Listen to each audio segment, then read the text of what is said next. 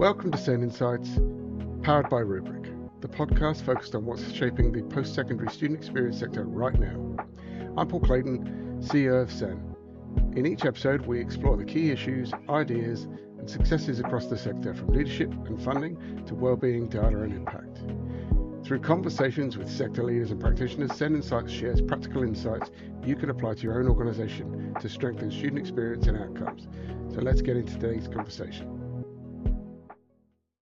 Welcome back to SEN Insights, powered by Rubric. Orientation is often seen as the fun start to university life. Concerts, events, and the classic welcome week buzz.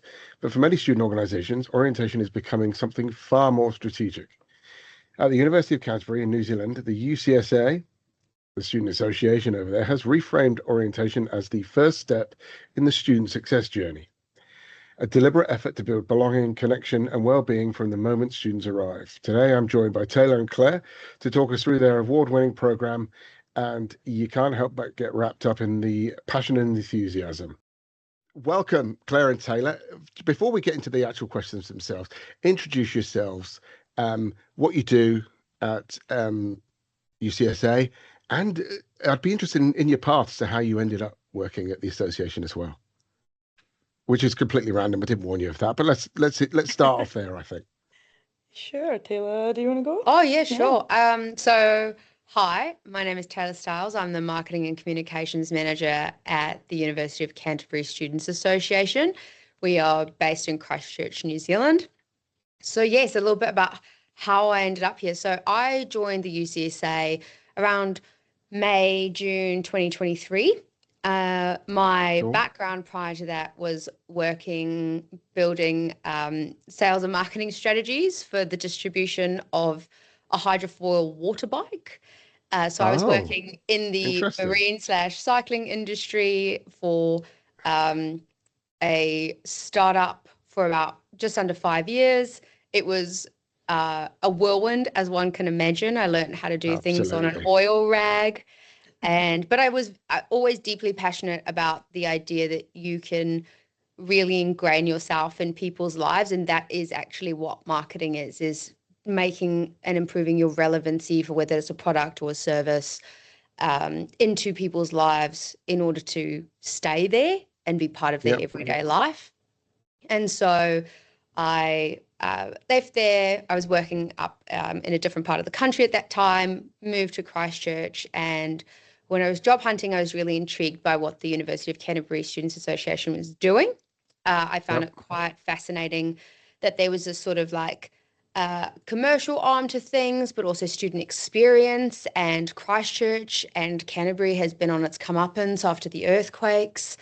And so it was like, okay, there's this like major growth happening in this part of the country. Let's move and be part of it. And what better way to be part of that than by joining something to do with the university, which is a huge contributor to the local economy. And so I thought that would be really interesting. And I thought, after some startup space, maybe I could see how I handle red tape, which is not a word that we utter in startup. And let me tell you, I'm clothed in it, but I feel like I've learned how to navigate that. And it's been a really, really cool space to work in. It's very dynamic, it's exciting, it's energetic, and I really love it. So yeah, that's pretty much how I ended up here. Fabulous, thank you. Yeah, I mean, I probably should have gone first, actually, because I didn't start with water bikes. But I am called Clare Walsh, and I am the events manager here at the UCSA.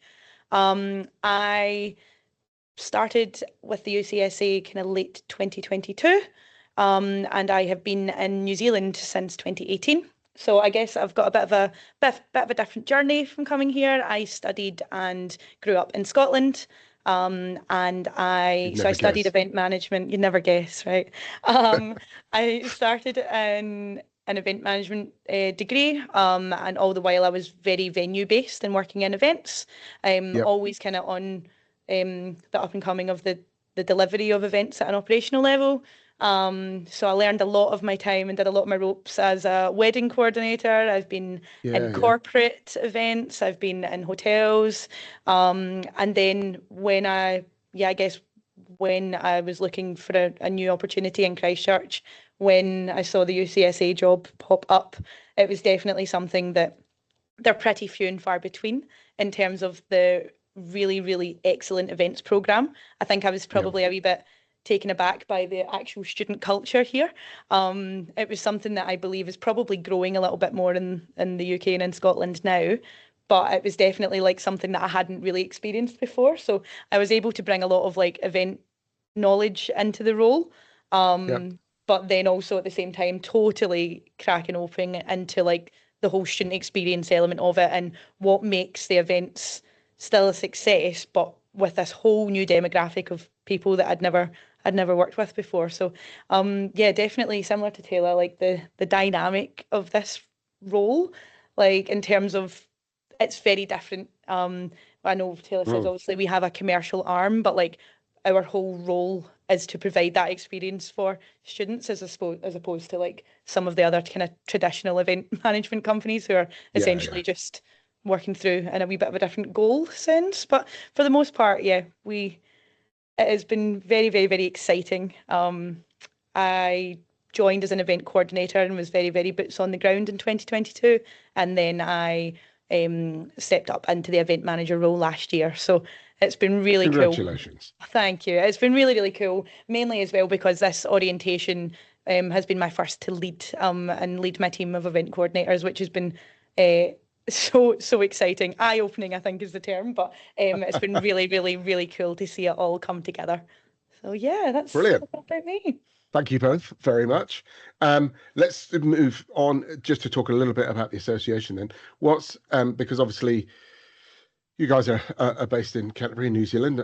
We've got 8 members over in New Zealand now, so that's fabulous. We've got a real growing membership over there, which we're really excited about, especially the richness it brings with regards to difference to what we have in Australia. So tell us a little bit about UCSA and how Students Association operates over there. For listeners in Australia, how it might be more familiar with their student unions, what makes the organisation different from your perspective? Yeah, that's a really interesting question, Paul. I think especially given the fact that, in Australia, you guys obviously have unions and guilds and associations and TAFEs. They're all quite different, whereas in New Zealand, as a students association, and specifically for us, we are actually an entirely separate organisation from the University of Canterbury. So whilst we do share our name, we are actually completely separate as organisations. We have an excellent partnership agreement and we work very closely with the university. But in order to have full ability to advocate for students, with students, by students as well, that there is I wouldn't necessarily refer, there's just like a healthy split in what we work on and what the university works on, and then we have a really great conjoined space as well. So that does set us apart. We have been around since 1894, so we've been around for a very long time. A fair chunk of time. Yeah, so we're a very older students association. We're very proud of the contributions that we've made to the University of Canterbury over the years. We have a student executive, which is voted in. We have some of the highest, I believe the highest voter turnout for our student body elections in Australasia. And so, yes, we have 14 executive students who are, elected into roles for student representation. And then we also have a co-opted Te Aka Toki representative, so that is our Māori Students Association as well. And so they are our governance, and then we have senior leadership team, and then you start to get into middle management and operational staff. We employ approximately 300 staff as a students association, so quite large. Good size association. And as I mentioned, we have a large student experience side of the organisation, but we also have several other commercial endeavours, retail outlets, bars and campuses, so bars and cafes on campus, some catering businesses and things that also supplement what we can do in order to service a population of students, which is sitting at around 26,500, of which I believe roughly 18,500 are full-time equivalent on campus. So there's a large number of students for us to support and advocate and help. And we're really stoked about the range of services that we can provide because we have like a lot of passionate staff and I would say that's what sets us apart. Absolutely. Fabulous. Okay. Moving on to your award then. The theme for your award submission and our preliminary discussions around that was orientation should be seen as a first retention strategy, not just as a party week. What does that shift in thinking look like in practice for you guys at UCSA? I mean, I think to start that off, it's an ongoing question that we've always been asking ourselves. Like I get, especially as I said, when I came into the university and came into the university environment again, you do have a pre-assumption that, oh, you work for the Students' Association, so you're throwing all the parties for them. They're throwing toga party, you're doing really cool events, and we do all of those things. But there is also so much into it. And it's funny when Tayla says about passionate staff, we have such a huge emphasis on what else can we do to welcome students into their university experience overall. So not just for that 2 weeks in orientation, allegedly, 2 weeks, that's what it probably started out as.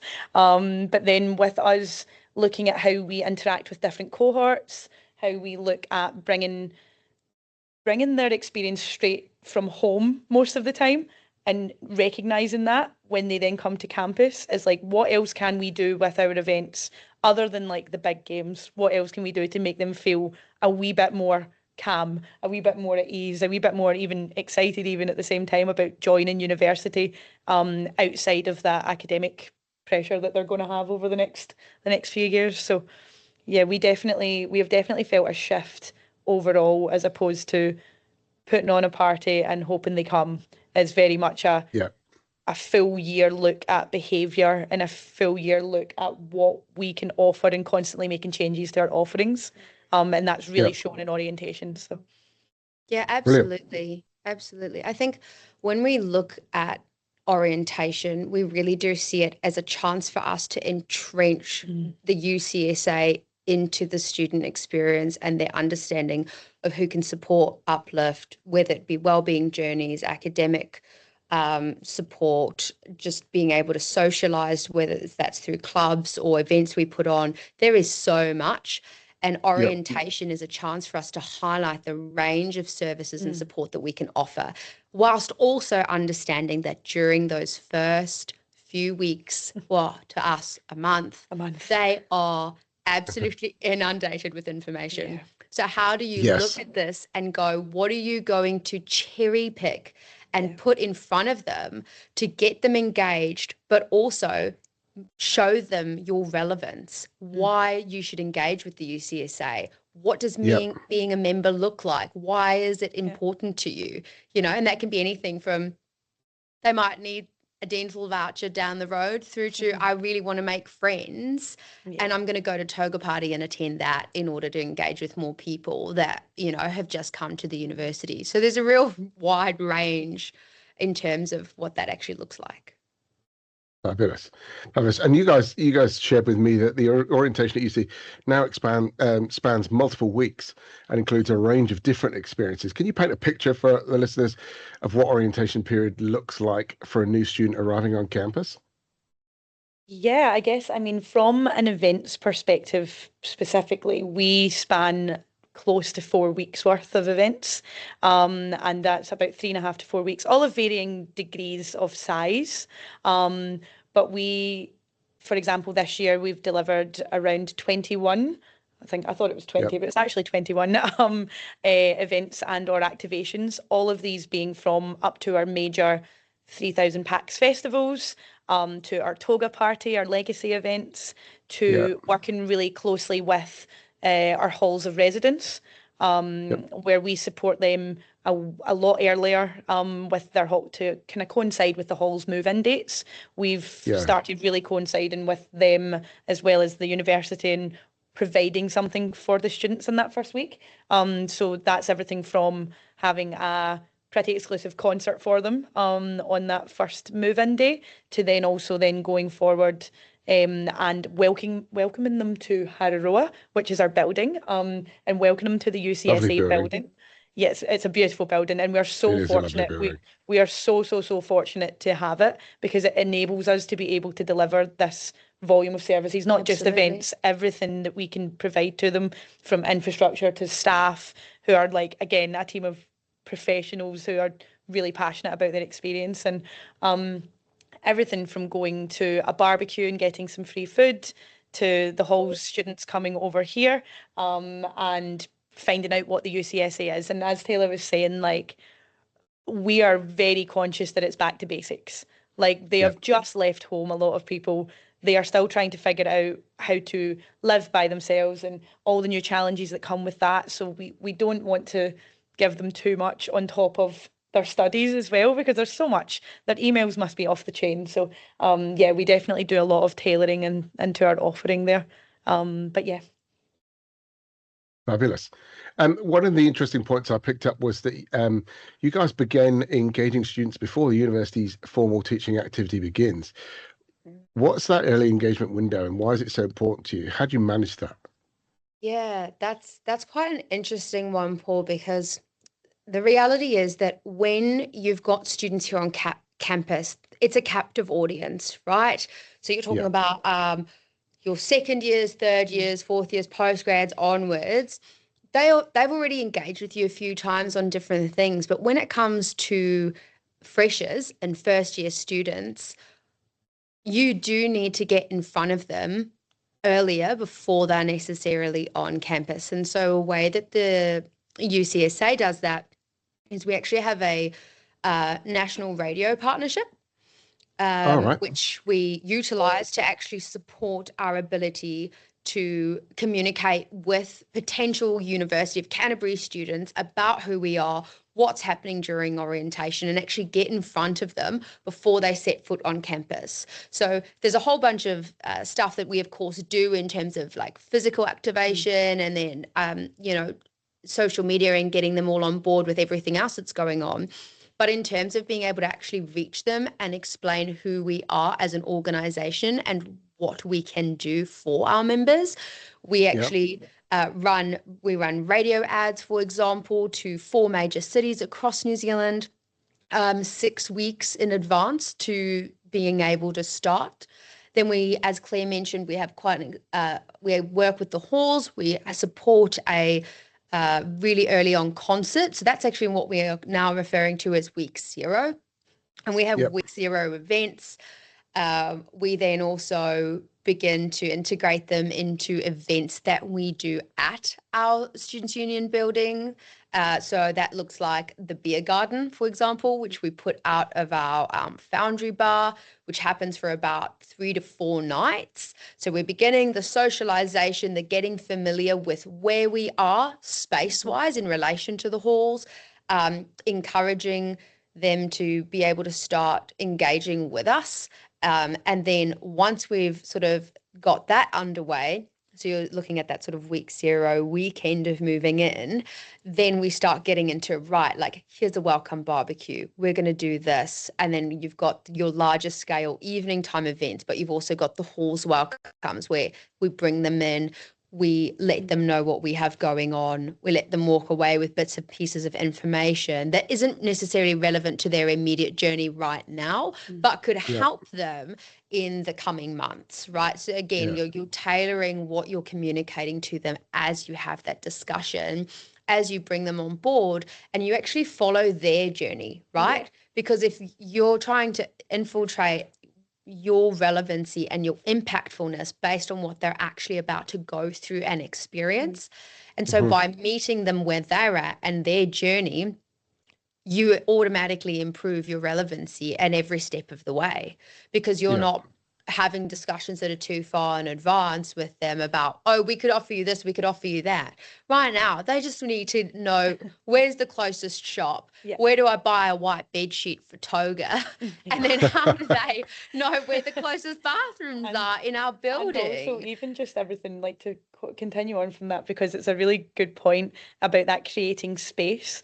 So you immediately start creating that space in that week 0 that we've coined, because week 0 has turned quite large in terms of event delivery, but week 0 being the fact that their focus is knowing where to go.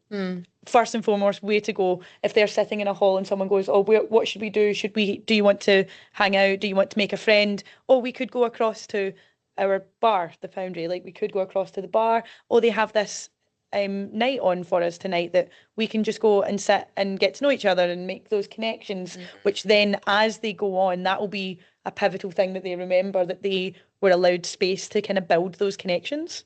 And that's a huge part. That's like the really unspoken in terms of, like, on a day-to-day, it's quite hard to measure that, but that is ultimately what we're here to do. Yeah, absolutely. Yes, facilitation of those connections. Yeah, following on from that, what are the things that sets apart from just normal events to actual community building? Because there's, like you said, they're overwhelmed when they first get on campus, still trying to find out where they fit and how to get places. Do you do anything specific with regards to bringing these people and creating connection for them? Community, if you like? Yeah, I mean, I guess for the most part, all of our events can do that. Like, it's again creating that space, right? So you go from everything from the probably slightly more overwhelming to your toga parties to simply offering that space for them to come and find out about the building. So those halls visits, when they come over, they kind of get familiar with where this is. They will meet people. Even if they walk away with one new friend, great. What a time, because that is then they'll remember that as part of the rest of it for their journey. But then at the same time, we will give them, we do a lot of freebies, don't we? We do a lot of freebies. They get a little bit of free food. Every little helps, really, in that regard. But we really find that creating that space for them is number one. And that can also take shape in how specific we are with our event calendar. And that's having events aimed at, like, the postgraduate cohort. It's having our rainbow lunches and our rainbow welcomes, and having our we did a Pacifica welcome this year as well, which was really excellent, and really coming into those cohorts and finding what works for them early on in the year and keeping it not too extreme. It's a bit of food, come find out who we are, and really kind of reiterating that message and that we are the place to go to start building those connections. Because as well as that, we also do a really cool international program, and one of which was a daycation that gets international students who have just come to Christchurch, and it gets them around a couple of the attractions of Christchurch in terms of some of those things. And that's something that, like, isn't always accessible to students, right? They're not going to be doing that on their weekends from a money point of view. They're time poor, they're poor, like, they're all of those things, but being able to create those things that they maybe wouldn't manage to do otherwise, that's a lot of the focus that we have for that. Absolutely. I think when it comes to community, by us having those different events and socialization events specifically focused at the different groups that Claire mentioned, Rainbow, Pacifica, International, that makes a huge difference. But even more than that, as I mentioned earlier, Christchurch has really gone through quite a large boom. We have a record number of student enrollments. It's a very, very exciting time, but you've also got to be able to keep up with that, right? So there's a lot of evolution that we're doing as an association to keep up with what that looks like. And so it's things like our halls welcomes, for example, are not exclusive to only hall students. If you are a first year and you're coming to the University of Canterbury, you're part of any sort of like uni life or Halls Without Walls programs, you're joined in on that. We encourage students to come in and join on those because they might not necessarily have the same proximity to those other community spaces that halls tend to build, but that doesn't necessarily mean that it's not in existence. And so us as a students association, we go and we say, right, how can we then integrate that into what our offering is? How do we get them familiar with what we have going on so that they understand, oh, there are all these avenues for support or advocacy or for just general well-being that the UCSA helps facilitate, and we can jump in on those irrespective of whether we are or are not part necessarily of that more traditional integration into university. So yeah, I think community is a really big one for us. Huge. Fabulous. Thanks for that. We've talked a lot about there's a wide variety of events, from large events to more, specific focused events on a specific cohort. How do you balance, over the years, because I'm sure it's evolved, how do you balance the big high energy events with smaller, more targeted experiences? And how do you make sure that it's not just all the same people going to the same event or the whole program, if you like? Can you talk about that? I can. Yeah. That is a constant evolving challenge. So ultimately, the main thing that we focus on when we're looking at it as a whole is obviously from a probably slightly more boring perspective, but from an operational perspective, there's so many things that we have to consider. However, what we end up doing is we plot in our large scale events in terms of our toga parties and our festivals.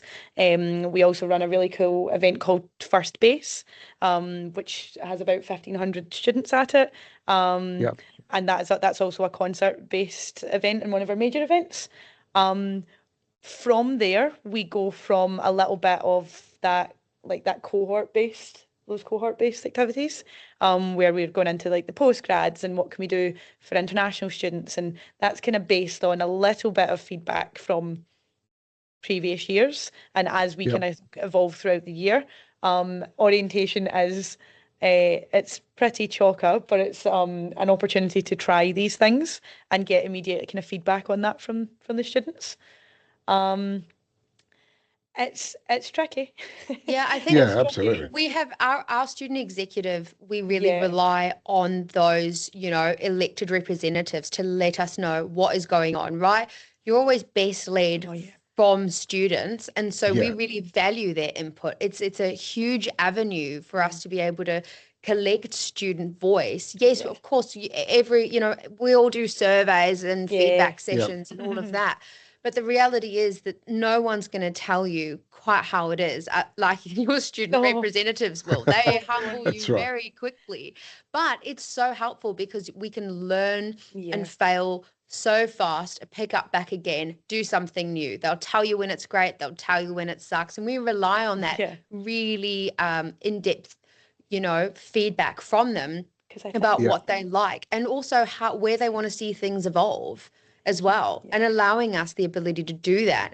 And as Claire mentioned, building on things that come from previous year's executives, but also getting the incoming exec who start at almost just before orientation and going and asking them, right, what do you guys have going on? And how do we make this really relevant to the piece that's currently going on and going to be executed upon that we've built? We also, just to follow on from that slightly, is just that when we're talking about our student exec, obviously we are so fortunate to have that immediate, like literally they work down the stairs from us. Like we can literally walk down the stairs and go, hi, I've had this concept, I've had this idea, can we talk about it? Which is, we're so fortunate to have.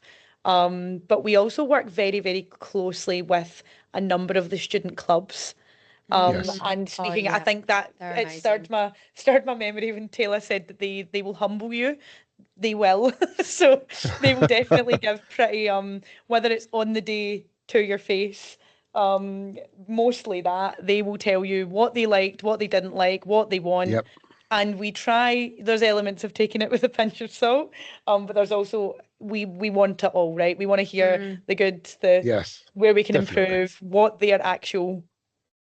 they see versus what we do is so important. And that's the thing, that's the constant balance, right? So for the most part, really tapping into a lot of those relationships with the students on campus, because they're so great, and especially in that club scene, they're so great. They are excellent assets to the UCSA because they just tell us how it is, and it's great fun.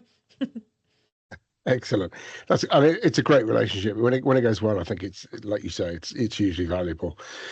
We discussed in the kind of pre-meeting and in your award application that there's been a shift for you with regards to measuring attendance numbers to measuring connection outcomes.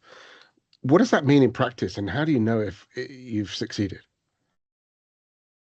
I mean, I guess from an events perspective, like it's from any of my events team and from all the events team that have come before myself, like it was a very traditional, you get numbers through the door, the event was a success. And that's pretty standard, right? Don't get me wrong, there's still an element of that. There's still an element of that as well.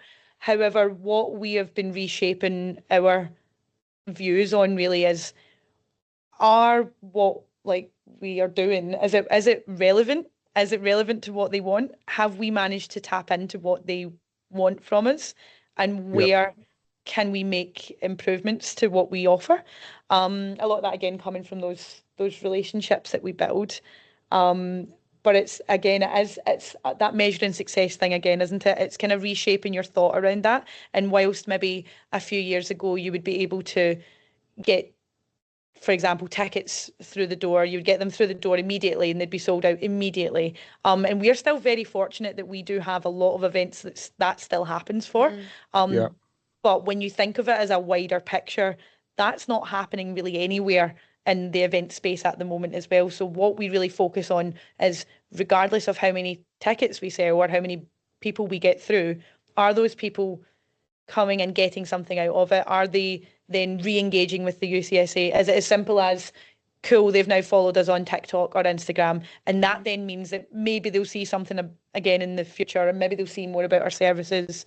And again, some of it is cool, they might just come in, grab some free food and head off. But generally what you see throughout the rest of the year is that you'll see people really engaging with those smaller events and services that we do. And it's a really, really interesting one because it's a constantly moving goalpost, right? Absolutely. But it's super important for us. Hard to fully define, I guess. I think when you look at it like in practice, it's about, right, when you run your, I don't know, like an Instagram poll, or tell us the best thing that happened to you during your O week, when you start to see stories popping up like, oh, I'm so excited because I won tickets to this thing through a competition that you ran, and then I took 5 new people that I just met from the hall, but they were all super stoked because they didn't have to get tickets because I'd won them. These are things. Summer Starter, like we run an event called Summer Starter with our excellent advocacy and welfare team, and genuinely I think so much feedback that we get is that they just walk away with so much stuff that they're so excited about, and it's a wee bit more in that well-being space. So it's everything from, they maybe get like a fun drink and a bit of cake and they get to kind of hang out at Harry Roa, but they also walk away with like vouchers, they walk away with like toothbrushes, like toiletries, like they walk away with arms full of stuff that for those few first weeks, they're like, that's like a lifeline. They're hanging on to that and being absolutely, that was so absolutely. cool. It sets a kind of trust and affection as well, I think, because they're all going to find it tough during the year.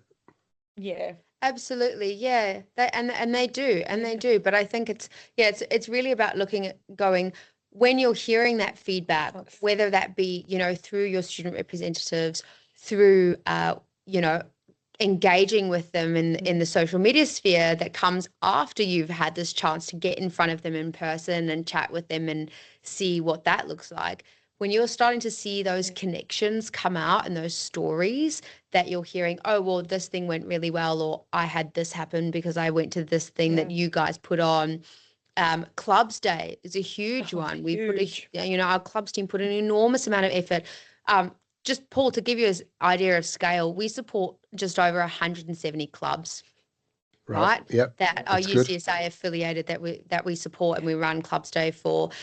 That is a huge avenue for students to get involved, build support, find ways to integrate themselves into whatever it is that their hobbies are in a community. So you talk about community building, that is a very, very big avenue that is within those several orientation weeks that we deliver. When it comes to orientation as a whole, that's, I think, probably why we're so proud of it, is the variety of touch points that students can have.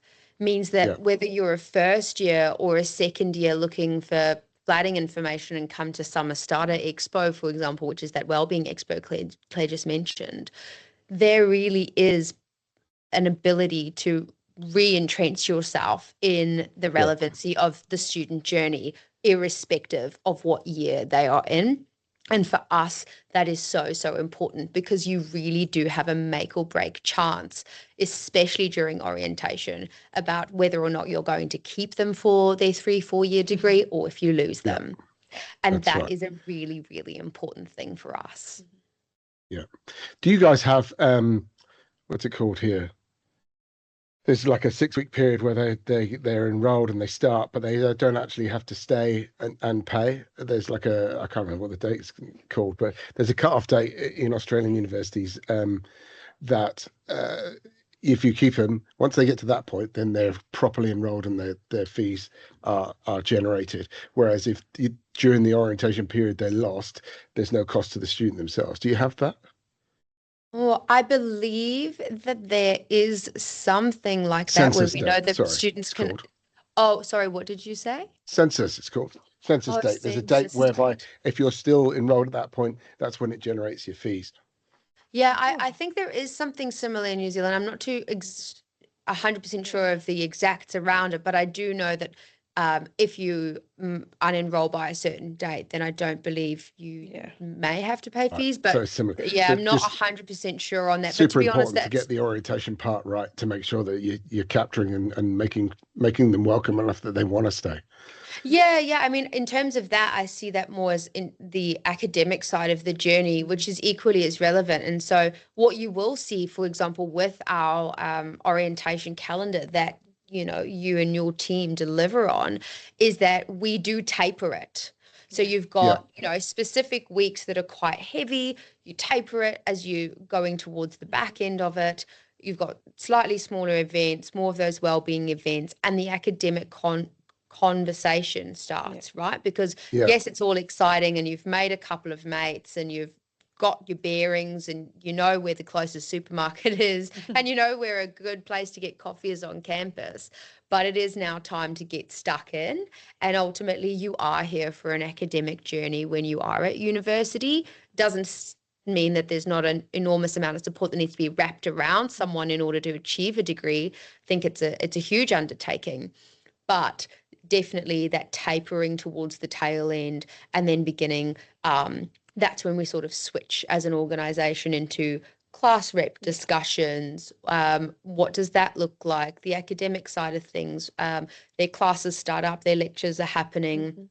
And then again, our whole strategy changes and we come out of orientation and go, right, how do we now get involved? What things are relevant to them now based on where they're at?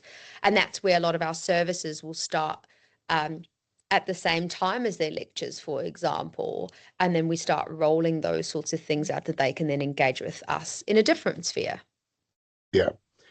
Moving on to the more the communication side of things, if I can. Like you mentioned earlier, they get bombarded during those first, 4 or 5 weeks. How do you decide what to communicate and when to communicate it, and indeed through what channels? Because that's got to be a tough ask. Because if you get that wrong, they turn off. Yes, and that's so true. So when it comes to, as I mentioned, sort of that them being on campus, it's very much through the radio advertising that we're doing, getting them just familiar that there is an orientation happening and what are the dates. We give it very high level. These things, these dates, variety of events, get involved. Once they're actually here, it becomes more specific. So we start giving them the details about what are the different events? What does this look like? When we do things like those halls welcomes or halls without walls meetings, it's very much about hi, we're your Students Association, the building that you're currently at. This is the heart of your student services and a space for you. Welcome. We're going to do these sorts of things throughout the year that you can engage with. Reality is they're not going to remember many things that you say. So you've got to be really specific. So for example, you know, our president and our student executive are the people who speak at these events, not the staff. So it's students speaking to students, and that in of itself already improves the retention of what it is that you're saying to them. So they front a lot of those sorts of communications. When it's online, we take a very considered approach about how we launch things onto Instagram is our primary channel. We do have TikTok, Facebook, and Instagram. Instagram is by far our biggest. I think we've got about 21,500 in terms of following now. And it is got the best cut through. So what we do is we communicate things that are within the next 48 hours purely on stories. And then we work to let them know what's happening at least a couple weeks in advance.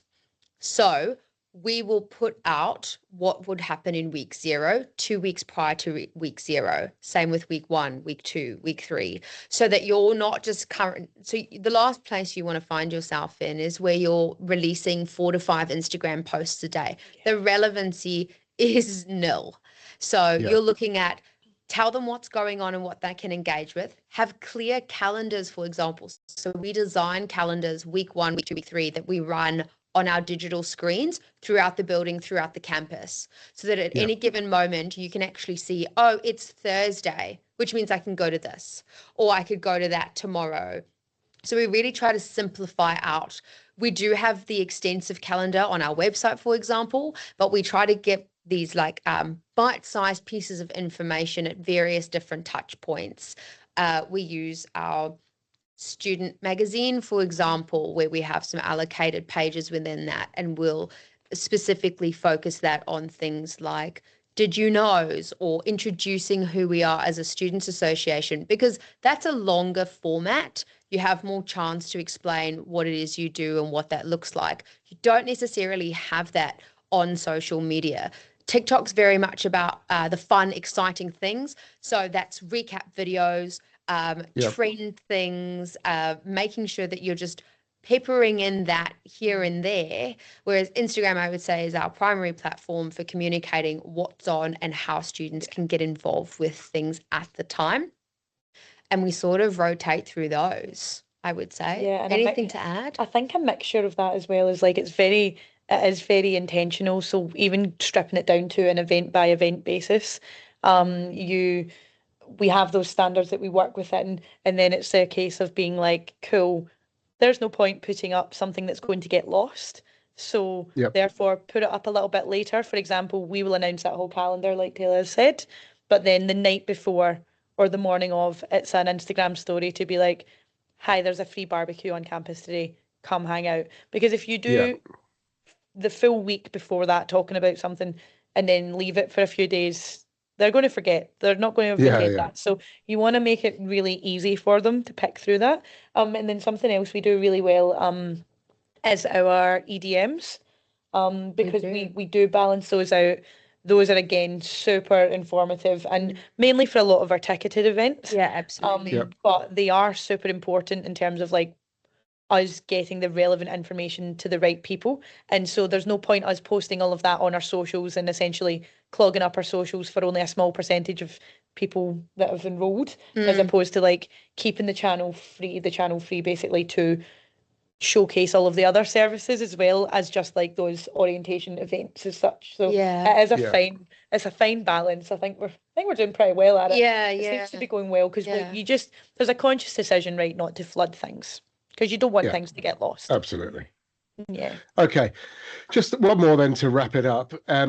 You mentioned when we met before that orientation is very much a part of your institutional strategy, and you know, it's an intersection of events, student success, your institutional strategy.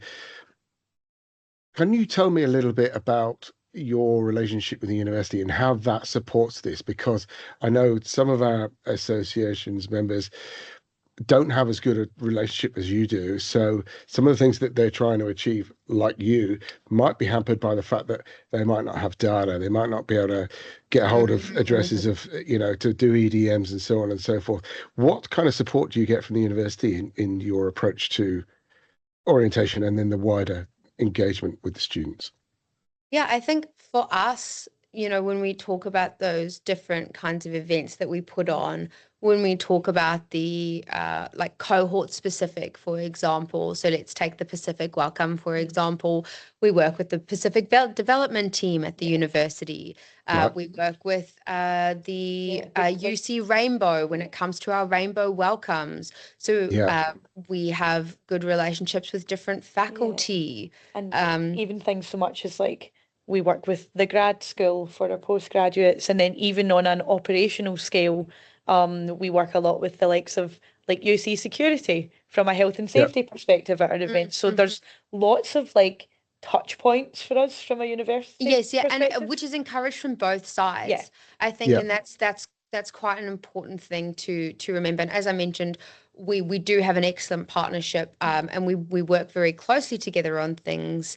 And I think that, but in saying that as well, there is a huge amount that we have autonomy and drive over.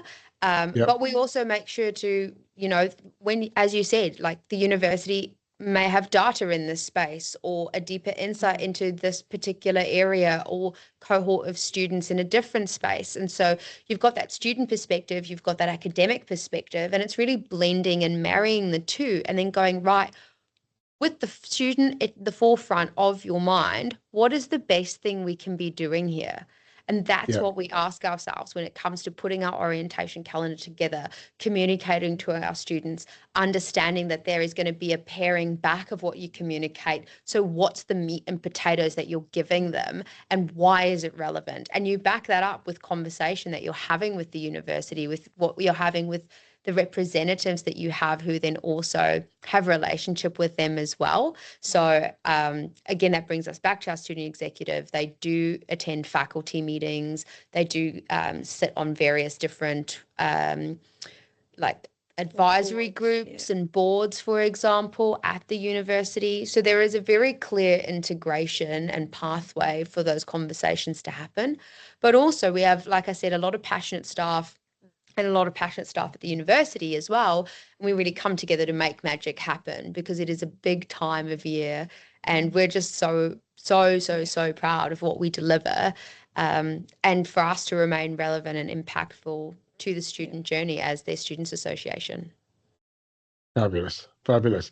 Listen, you talk about things like passion, and it comes very clearly through in your application for the award, the pride when you got it, how you've delivered yourselves today. So all I can say is congratulations and thank you, huge thank you. It's been a real pleasure meeting with you guys today. I'm sure guys will listen to it and take lots out of it. You might even get people contacting you to chat with you about it, because obviously everyone's looking to improve. So thank you very much today. It's been a pleasure. All the best for the year, and I'm sure we'll see you hopefully at Waikato at regionals. Yeah, perfect. Thank you. Thanks, Paul. Great to talk, and very proud recipients of the Orientation Award from the Students Experience Network for 2025. So thank you. Brilliant. Thank you very much.